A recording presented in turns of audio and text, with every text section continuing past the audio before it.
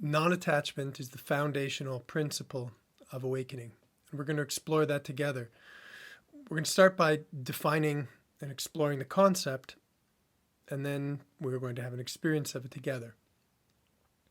So first, non-attachment can be translated to plainer language, which is a relaxation of focus. I become not attached to something when I relax my focus, when I relax about it. It's not detachment in the emotional sense. This is a very important distinction to make. Non-attachment is not an attitude, it's not an emotion, it's not a state of body or mind. It doesn't require us to change anything about our experience. All that we need to do is change our perspective on our experience. It's just a relaxation of focus. To experience this, to explore this together, we're going to use our vision, our eyes, as an analog for consciousness. So first, as you look at me, you can notice some of the details of me, of what's going on for me. You can see that I have some stubble on my face. You can see the way my hair looks. Now to do this, what happens to your vision? Your eyes have to contract to bring these details into focus. Your vision contracts. You're focused on the details. And notice the impact it has on your peripheral vision, on your sense of being aware that you are seeing.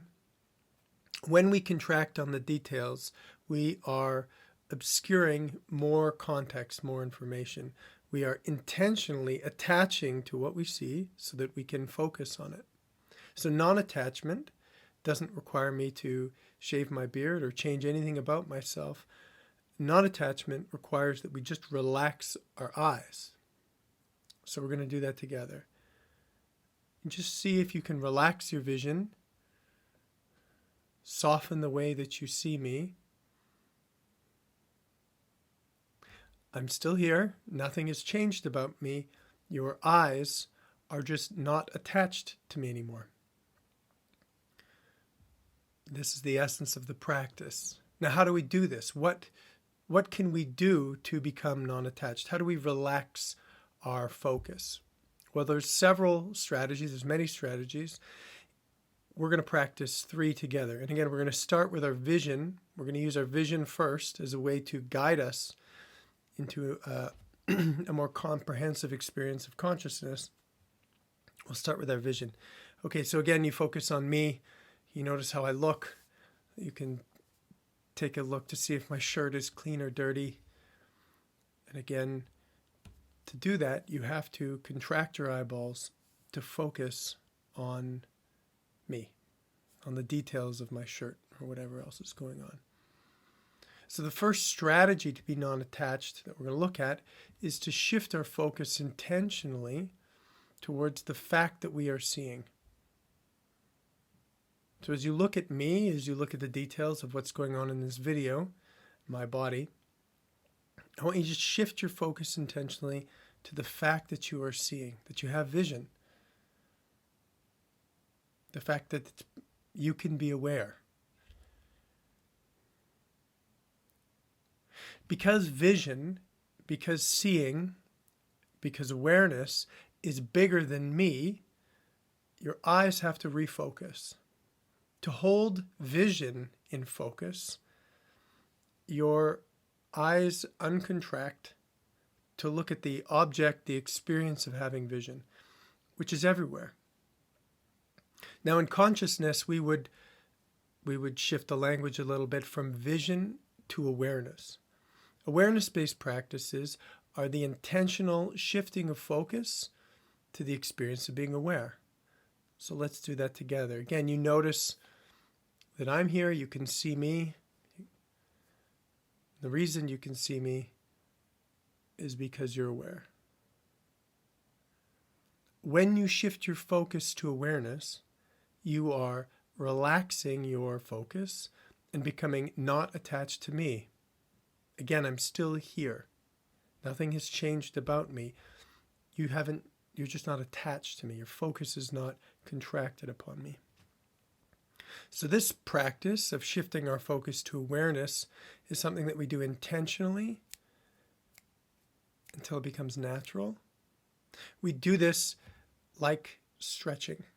So the more I stretch, the more flexible I become. So the practice here is when I remember with intention, I shift my focus, I relax to the experience of being aware,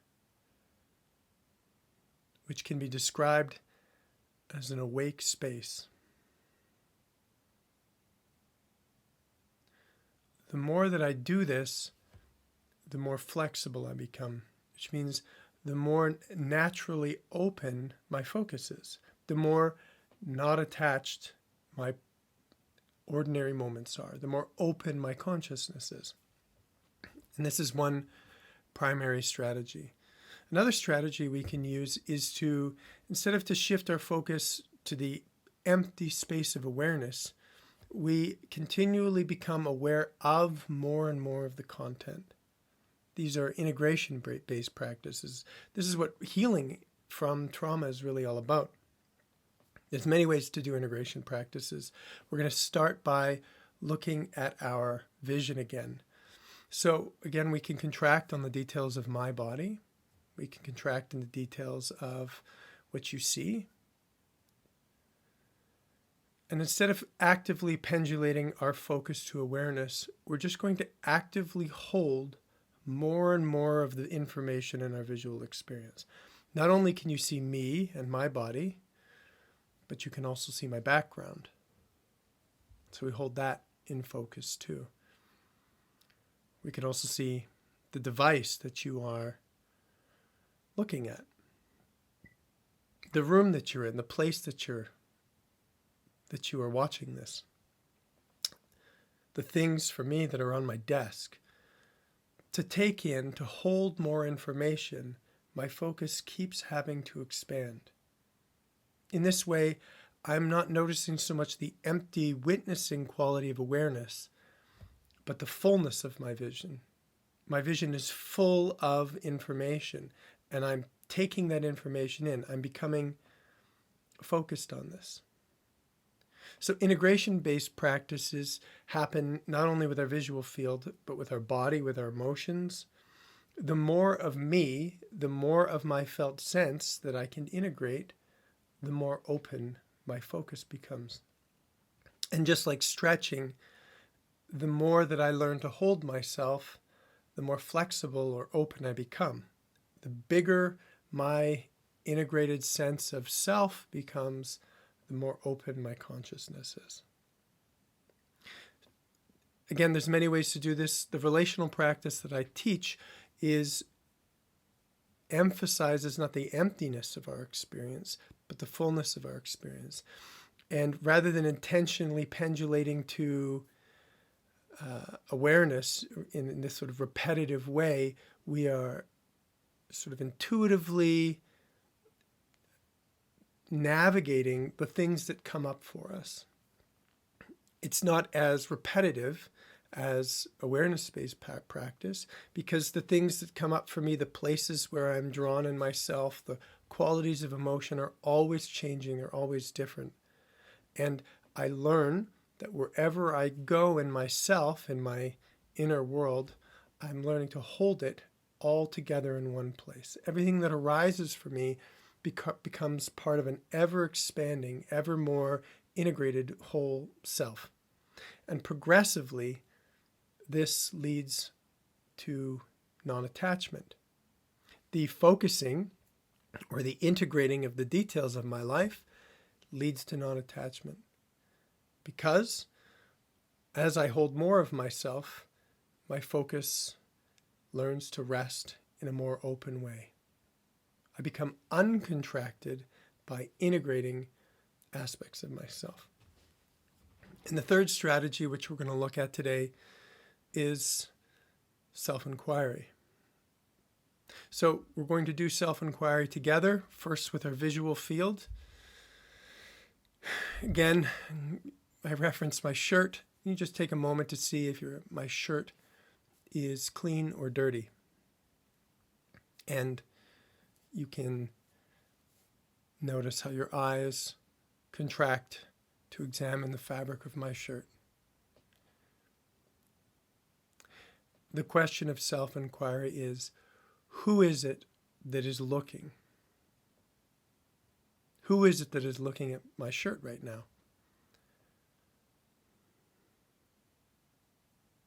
Notice what happens to the focus of your eyes when you ask this question. The eye that is looking, you're not going to find somewhere out in your visual field.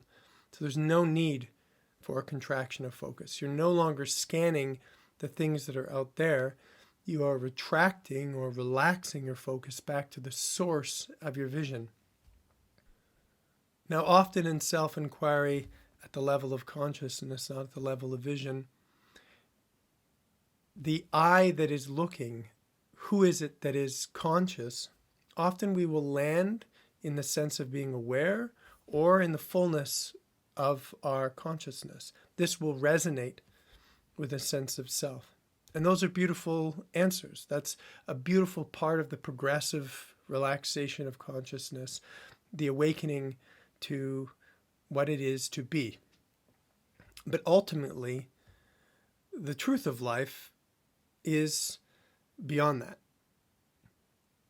This can be called absolute reality. So if we stay with the metaphor or the perspective of vision for a moment, if I ask you, who is it that is seeing? Who is it that is looking at my shirt? The answer to that question, not only will you not find it out in your visual field, you won't actually find it in the experience of vision. The eye that is seeing is not my vision. It transcends my vision. I am transcendent of the experience of seeing. Absolute reality, awakening to the truth of life, the, you could say, goal of non-attachment practices, is to transcend the experience of being conscious. What this means is I stop looking for myself in the experience of consciousness in the same way that when we practice self-inquiry, I stop looking for myself in my vision. I am not my vision. I am experiencing vision. So development, this relaxation of focus, is progressive. As I learn to pendulate to awareness, as I learn to integrate more of myself, as I become curious about the nature of my identity, my focus becomes progressively more relaxed. Now, which of these three activities should we do? What practice is right for us? Well, the most important thing to state here is that these are not three separate paths. These are not three separate disciplines. They're three facets of the same experience of relaxation. No matter which one you begin to go down, no matter which path feels right for you, the other aspects are going to become part of your journey, which means that if you do awareness-based practices, if you learn to relax into awareness, you're going to find yourself learning to integrate your body and your humanity and to have this fullness and richness of experience. If you practice self-inquiry, you are going to recognize the space of awareness, and you are going to have to support the process of integration in your body. Awakening really requires that these three different domains of development, these three different ways of orientating to relaxation, all of them are going to happen. But what is very common is that when we look at these three practices, awareness-based practice, integration-based practice, and self-inquiry, there may often be one facet that stands out to you, that really makes sense to you. There may be more than one, but there's at least one aspect that really stands out for you. And that is your wedge, that is your doorway into non-attachment. The biggest barrier to having success in a non-attachment practice is not the way you do it. It's the motivation and the curiosity that is required to do it consistently.